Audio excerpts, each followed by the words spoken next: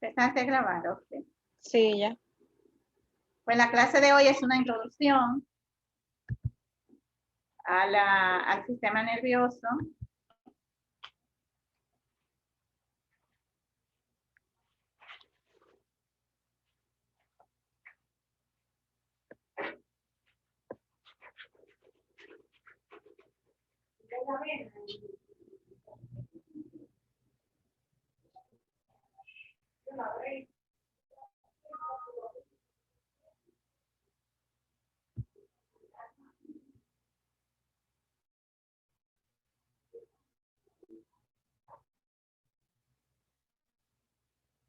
¿Verdad?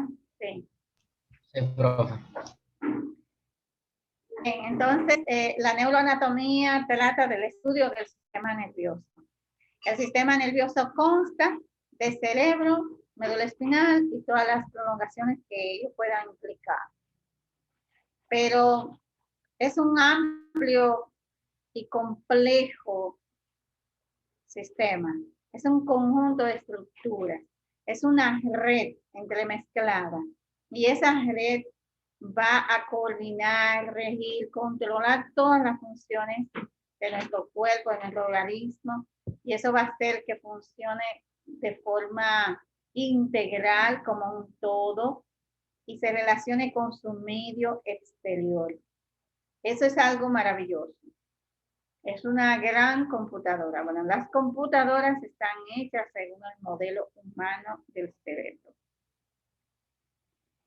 Esa amplia complejidad que nuestro sistema tiene, pues nos hace que podamos pensar, que podamos actuar, que podamos guardar información, recordar las cosas, tener capacidades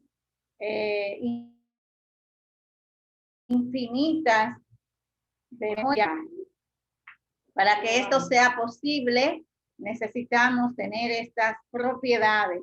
Las propiedades son excitabilidad, es la capacidad para responder a estímulos, la conductividad, que es la capacidad para conducir esos estímulos. Nosotros somos excitables, todos los seres vivos son excitables y recibimos millones de estímulos a la vez. Y el sistema nervioso es capaz de poder distinguir, de poder seleccionar los estímulos más importantes de los insignificantes y conducirlo a un sistema central donde se elaborará una respuesta de reacción. Entonces, esos estímulos van a ser cambiados, son tipos de energía. Recuerdan el axioma de la energía, ¿verdad? No se crea, no se destruye, solo se transforma. Entonces nosotros recibimos diferentes tipos de energía cinética, energía eléctrica, energía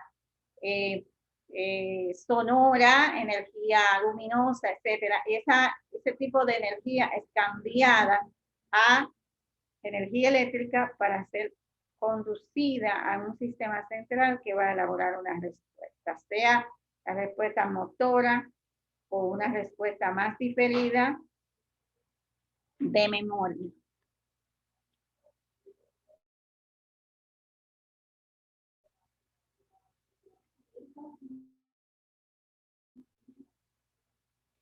Desde el punto de vista gráfico o anatómico, vamos a dividir el sistema nervioso para su mejor estudio en sistema nervioso central y sistema nervioso periférico. El sistema nervioso central constituye el encéfalo y la médula espinal y el periférico las prolongaciones de ambas. Desde el punto de vista funcional, el sistema nervioso se va a dividir en sistema nervioso de la vida de relación y sistema nervioso de la vida vegetativa. El sistema nervioso de la vida de relación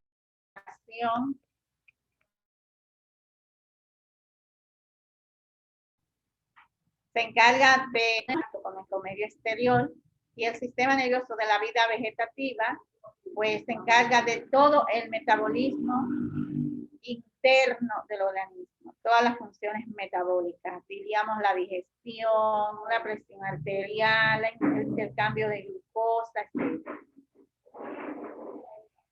Lo que nosotros nos vamos a enfocar es en el punto de vista anatómico o topográfico, en central y periférico. Algunos autores le agregan el autónomo, pero nosotros lo vamos a ver integrado ahí en el central y en el periférico, porque el enfoque que le vamos a dar es anatómico. Entonces, el sistema nervioso central consta de encéfalo y médula espinal, como le acabo de comentar, y el periférico, todas las prolongaciones que salen tanto del encéfalo como de la médula espinal. Las prolongaciones que salen de la médula espinal se llaman nervios raquídeos, son 31 pares, y las prolongaciones que salen del encéfalo, del cerebro, se le van a llamar pares craneales, son 12 pares. Nosotros no vamos a ver los nervios raquídeos, solo vamos a ver los pares craneales y los primeros centímetros de los nervios raquídeos. Yo necesito que me pongan las cámaras para yo saber que estoy hablando con personas. Y que me están poniendo atención. Por favor.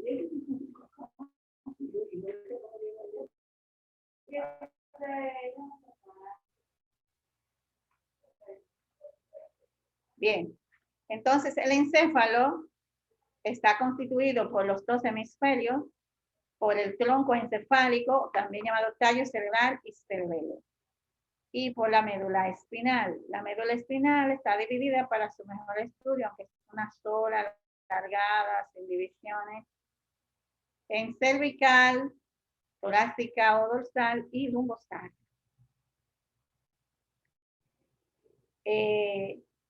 La unidad funcional anatómica es la neurona.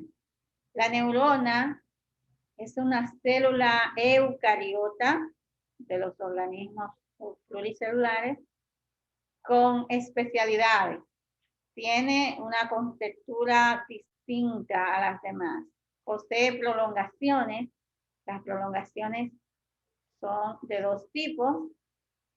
Las centrilitas, que son más cerca del soma, que es la principal parte, y un axón o cilindro eje, también llamado fibra, por donde sale la información. La información llega a la neurona a través de las centrilitas.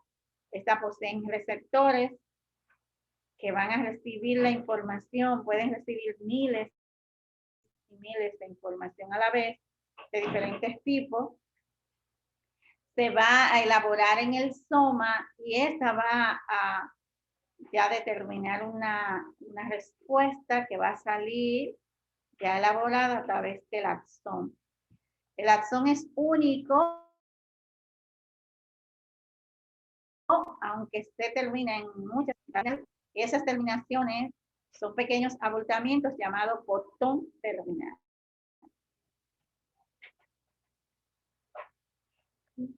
Tienen que aprenderse las partes de las neuronas, bien aprendidas.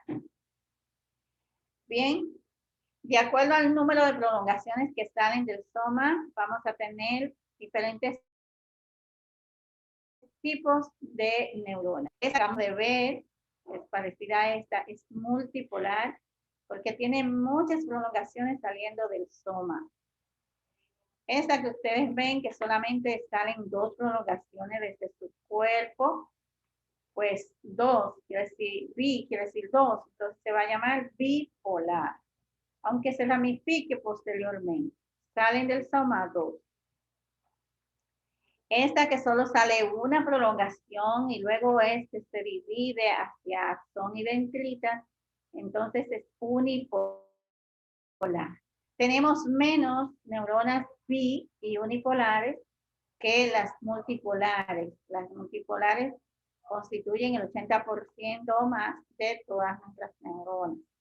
Pero podemos encontrar bipolares en el bulbo olfatorio, en la retina, en los órganos de los sentidos que salen desde el encéfalo, exceptuando el tacto, en su mayoría tienen las neuronas uni o bipolares.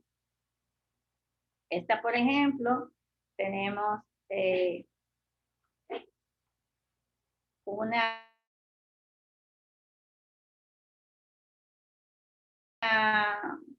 falsa, un tronco desde aquí y otro tronco más pequeño desde aquí. Aunque se ramifica posteriormente, es bipolar. Esta, evidentemente, ya pasan de 2, es multipolar. Esta neurona, la bipolar, se llama celular Purkinje, la encontramos en el cerebelo, es la unidad funcional del cerebelo. Y esta, la célula piramidal, sale desde la corteza motora primaria para las extremidades. El axón puede ser súper largo o no ser tan largo como las dendritas, pero generalmente es más largo. Entonces, hablando del axón, el axón tiene características únicas, está encargado de llevar la información hacia otros lugares fuera de la neurona. Va a comenzar en un cono inicial que es como si fuera una prolongación del citoplasma de la misma neurona. Y luego puede estar, no siempre, de una sustancia aislante. Recuerden que estamos hablando de electricidad, entonces hablamos de electrones y va a aislar los electrones con esa sustancia que es como lipoproteica, parecida a la goma de los alambres, así, de los alambres eléctricos, y aísla la conducción, pero a excepción de los alambres que conocemos, tiene zonas desnudas que va a permitir que otros axones puedan anexarse y también va a permitir que ese es el objetivo más importante, que el electrón salte de una zona desnuda a otra. Esa zona desnuda se llaman nódulos de Ranvier, también deben aprendérselo. Nódulo de Ranvier con B corta y N. Y hace que este electrón salte de un nódulo de Ranvier a otro y aumente la velocidad de conducción de ese axón. Los axones más rápidos están cubiertos de más mielina, los axones más lentos tienen menos mielina o no tienen. Los más lentos son los del dolor, que pueden conducir de 3 a 5 metros por segundo. Pero los más rápidos son los motores, que pueden ir de 80 a 120 metros por segundo. Súper rápidos. Pero ustedes se imaginan que un punchón de una aguja llega tan rápido que usted de una vez, en fracción de milésimas de segundo, usted puede retirar la mano. Lo que más se tarda es llegar el punchón al cerebro. Porque el cerebro de inmediato, en menos tiempo, va a dar una respuesta de retirada. Esa información que va a otras neuronas, el contacto de una neurona en otra para transmitir esa información se llama sinapsis. Las sinapsis van a depender del lugar, se van a clasificar, se van a nombrar dependiendo del lugar en que hagan el contacto. Axón, dendrita es la forma más común y se va a llamar axodendrítica, esa sinapsis. Pero también podemos hacer contacto axón-soma, sería axosomática, o axón-axón, axonómica. Generalmente no tenemos dendrita porque una de las dos será axón. No, son puertas denteladas, las puertas dentadas no se transmiten información. Dependiendo de la forma en que hagan el contacto, se van a clasificar, deben aprenderse de esas clasificaciones, se van a clasificar en químicas y eléctricas. Las eléctricas son las menos y hacen un contacto directo membrana con membrana y se abren canales iónicos que se enfrentan ya unidas las dos membranas y pasan los iones que llevan la información. Por tanto, como estamos hablando de iones, los iones tienen carga eléctrica, en sus canales son dependientes de voltaje Y por eso se llaman sinapsis eléctricas, son las menos. Las demás sinapsis, que son las más abundantes, que son las sinapsis químicas, no hay un contacto directo, sino que la neurona se enfrenta solamente, se acerca con la otra, dejando un espacio. Ese espacio se llama espacio sináptico y utiliza una sustancia intermediaria llamada neurotransmisor.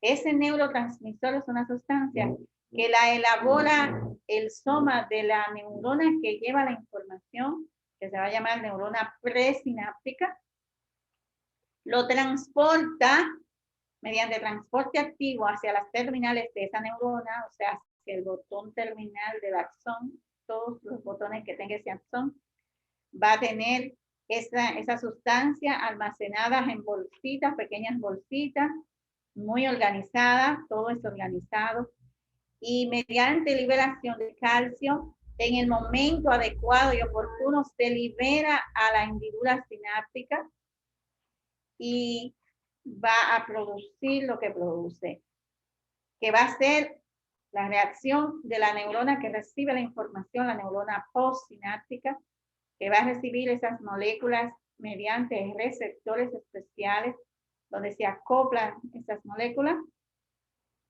Y una vez que esas moléculas están acopladas a esos receptores, van a producir en la neurona que la recibe una cascada de eventos. Esa cascada de eventos va a ser de dos tipos. Van a provocar en la neurona que recibe la información que ésta se excite, o sea, que se torne más positiva y genere un nuevo impulso nervioso, y eso entonces va a ser excitación. Va a hacer que cambie la polarización de esa neurona. No sé si ustedes vieron ya fisiología, pero eso se lo dan en fisiología, esa cascada de eventos. Y va a producir lo que produce. Si es movimiento, si es un estado de memoria, etcétera. Un pensamiento, eso va a producir una excitabilidad. Si por el contrario ese neurotransmisor produce en la neurona que lo recibe una inhibición, va a tornar la neurona más negativa, más quieta, más en reposo, y la neurona no va a reaccionar, o sea, se va a quedar más tranquila. Ese tipo de transmisor, entonces, de neurotransmisor será entonces inhibitorio. Así agrupamos los neurotransmisores en excitatorios o inhibitorios. Tienen sus nombres. Pueden ser de moléculas grandes, de moléculas pequeñas. Este, por ejemplo, se llama acetilcolina. Acetilcolina es un neurotransmisor excitatorio generalmente, pero puede ser en otros lugares inhibitorio. Pero siempre que esté en esa neurona, por ejemplo, siempre será excitatorio. O siempre será inhibitorio. En la neurona que esté para eso, para esa función, siempre hará esa función. Ese neurotransmisor, esas moléculas no van a estar permanentemente en la hendidura, no. Estimulando permanentemente el receptor, no. Eso tiene milésimas de segundo y un sistema de recaptación va a recoger de nuevo las moléculas que sobraron, que no se acoplaron de forma rápida en el tiempo adecuado, que está determinado en cada sinapsis. Se vuelve otra vez a entrar porque no se desperdicia nada. Cada molécula vuelve a entrar en el botón terminal, ya sea por difusión, como el agua, por difusión, o ya sea porque una enzima lo degrade, capte las moléculas mediante enlace químico y vuelva y la introduce en el botón terminal. Eso se llamará recaptación enzimática. Las enzimas son proteínas también, que la libera el botón terminal. Se van a llamar esas enzimas conforme al neurotransmisor en cuestión. Por ejemplo, esto es acetilcolina, sería acetilcolinesterasa. terminado en asa, las enzimas degradatorias. Otra forma de recaptar es las células de sostén que tenemos en el sistema nervioso, aparte de las neuronas, son células gliales. El asterocito, por ejemplo, también se encarga de recoger todas esas moléculas y entre todos, pues pueden hacer que el neurotransmisor no esté en hendidura más del tiempo estipulado. Todo está fríamente calculado. ¿Ustedes ven lo maravilloso que es el sistema nervioso? No puede ser fruto de la casualidad. La mente inteligente que nos ha creado ha elaborado todo este arsenal complejo que nosotros tenemos en nuestro cerebro. Bien, otros conceptos que debemos tener en cuenta son la sustancia gris y la sustancia blanca. La sustancia gris son el conjunto de somas, de cuerpos neuronales, y van a estar organizados de forma diferente en el cerebro, en la médula espinal y en los nervios, o en el sistema nervioso periférico. A nivel del cerebro, la sustancia gris o los cuerpos neuronales van a estar organizados en un sistema llamado corteza. Es un sistema de capas, todas organizadas una debajo de la otra, que va a formar una especie de revestimiento o de corteza, que va a estar organizado de forma diferente si es a nivel del encéfalo, está rodeando todo el exterior del cerebro, mientras que las fibras, los axones, van a formar la sustancia blanca y va a estar internamente a nivel del encéfalo cerebro. Acúmulos de cuerpos neuronales en el espesor de la sustancia blanca, que también sería sustancia gris, formando pequeñas islas, pues se van a llamar entonces núcleos. A nivel de la médula espinal, por ejemplo, la sustancia gris no va a estar alrededor externamente, sino va a estar internamente formando una especie de H, y esa H va a estar entonces revestida de la sustancia blanca o los axones. Los cuerpos neuronales estarán internos, los axones estarán externos. A nivel del encéfalo, los axones estarán internos y los cuerpos neuronales externos. A nivel del sistema nervioso periférico, entonces los acúmulos neuronales van a llamarse ganglios, no núcleos, ganglios. Y los axones entonces van a formar el nervio. Los cuerpos estarán en los ganglios y los axones en los nervios.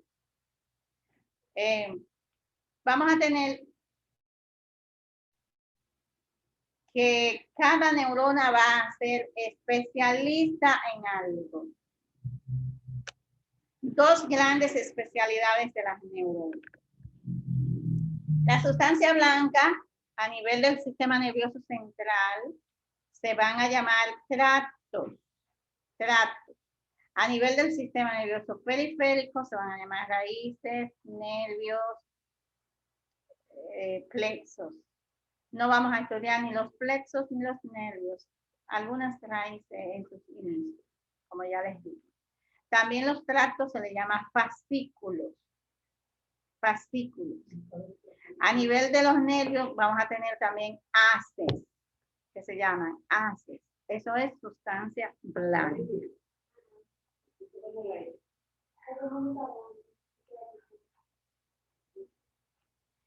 Bien, vamos a tener otro concepto antes de decir la especialidad de las neuronas, y es el concepto de reflejo.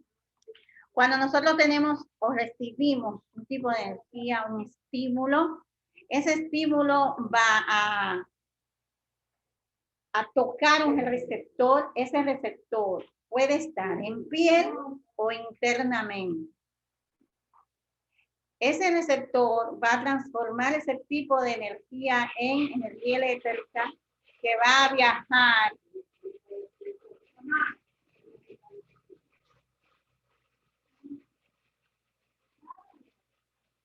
perdón,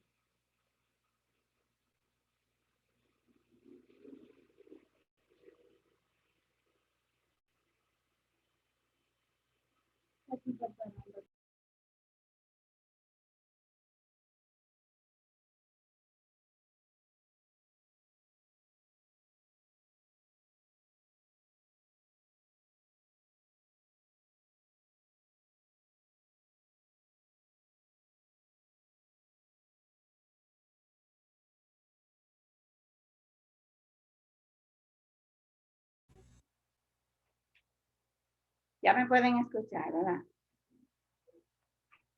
Bien, le hablaba de que ese estímulo va a tocar ese receptor que va a cambiar de conformación y a cambiar esa energía en energía eléctrica. La energía eléctrica va a viajar a través de una neurona. Esa neurona que va a llevar esa información hacia el sistema nervioso central se va a llamar neurona sensitiva, sensorial, porque va a llevar un estímulo que te va a sentir. Por eso se llama sensorial. Esa neurona se va a juntar con otras que llevan también una misma sensorialidad. Por tanto, va a formar haces. Esos haces se van a llamar sensoriales también. Como van desde la periferia al centro, pues se van a llamar ascendente. La periferia está más abajo, el centro está más arriba, entonces ascendente, aferente, porque entra una información, aferente, ascendente, centrípeto, porque va de la periferia al centro. Llega a un centro que esa información la va a elaborar y va a elaborar una respuesta que va a salir por otra neurona y esa neurona que lleva esa respuesta será una neurona motora, porque la respuesta que va a resultar, la reacción que va a resultar de ese estímulo generalmente es un movimiento, es una motricidad que puede ir a un músculo o a una glándula. Las glándulas tienen su sistema muscular que la exprime, ¿verdad? Para secretar algo. Entonces genera un movimiento. Esa neurona será motora. Esos haces que se juntan, esas neuronas que llevan ese mismo tipo de información, será un haz motor. Haz con H y Z. Haces en plural. Eso va a producir un circuito cerrado que será un arco reflejo. Ese circuito involucra receptor, neurona transmisora o sensorial, órgano que elabora la respuesta, que puede ser médula espinal o directamente el cerebro, y neurona motora y órgano efector. Eso va a producir un arco reflejo. El arco reflejo más sencillo, mínimo tendrá 2 neuronas. Se va a llamar bineural. Pero en su mayoría son polineurales, o sea que tienen más de 2 neuronas. Las neuronas que están en el centro, o sea, que no son ni las que llevan la información ni las que dan la respuesta, están intercaladas, ahí se llaman neuronas intercaladas, sí mismo, o interneuronas.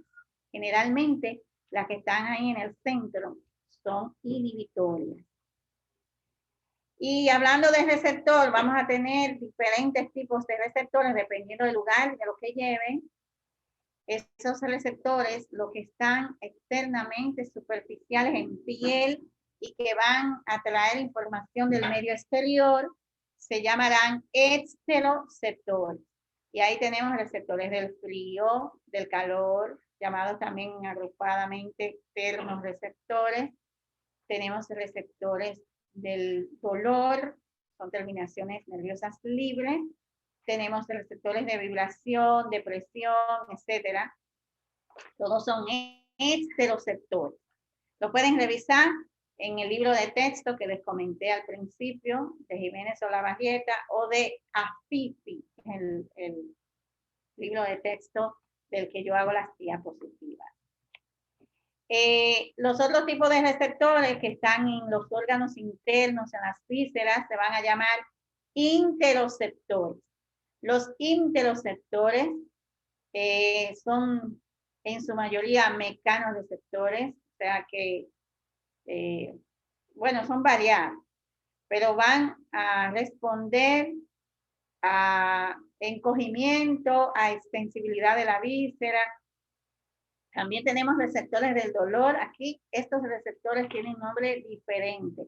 Se van a llamar nociceptores. Los nociceptores son los receptores de dolor internos, interoceptores. Por ejemplo, el estómago, cuando usted está comiendo, va a responder a la extensibilidad y esos mecanorreceptores van a mandar información al cerebro para que, y te dice cuando estás lleno, ya no extiendas más, no comas más porque se va a reventar, se va a explotar. Igual en la vejiga tenemos mecanorreceptores que van a responder a la distensión de la vejiga según va acumulando orina. Entonces, en la orina, cuando está demasiado distendida la vejiga, te va a mandar señales al cerebro de que está llena, de que tienes que orinar, porque se puede explotar, etcétera, porque ya está produciendo daño.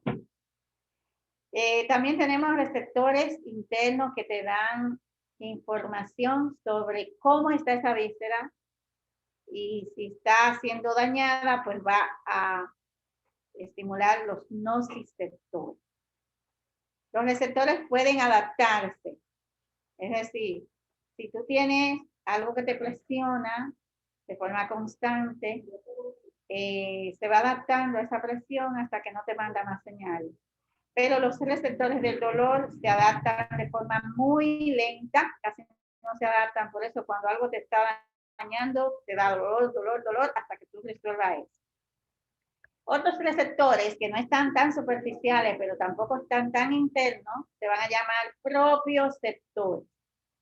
Los propioceptores están a nivel de los tendones, a nivel de los músculos, de las articulaciones, y te van a dar información sobre cómo estarán tus músculos, tus articulaciones, y van a responder también a la distinción. Si tú distiendes demasiado un músculo, pues tiende mucho, te va a dar información, te va a dar dolor de que la fibra está a punto de romperse para que tú evites eso, ¿verdad? Profe, ¿Sí? disculpe, ya solamente queda menos de un minuto. Bueno, sí, ya este último concepto, los propios sectores también. Lo que pasa es que ya se va a acabar, o sea, se va a cortar las reuniones. Sí, se corta ya, nos vemos en la próxima clase. Okay. Los propios sectores entonces te dan información de ti mismo, de cómo está tu cuerpo en el espacio. Tú sabes dónde están tus orejas, tu boca, sin necesidad de mirar. Esos son